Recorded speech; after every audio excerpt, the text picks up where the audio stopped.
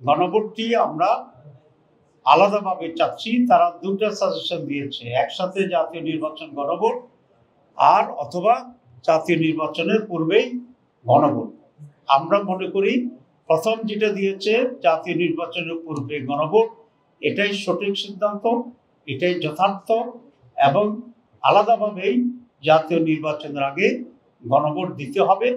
কারণ গণভোট হচ্ছে জুলাই সনদের উপরে, রিফর্মসের উপরে জনমত, আর জাতীয় নির্বাচন হচ্ছে দেশীয় রাষ্ট্র ক্ষমতা নির্ণয়ের একটা নির্বাচন। সুতরাং দুইটার চরিত্রই ভিন্ন। কোনো কারণে যদি জাতীয় নির্বাচন সঠিক সময় নাও হইতে পারে, আমরা আশা করি সঠিক সময় ইনশাল্লাহ হবে, তখনও তো জুলাই সনদ তো আমাদের পাশ করতে হবে। জুলাই সনদ তো একটা সংস্কার।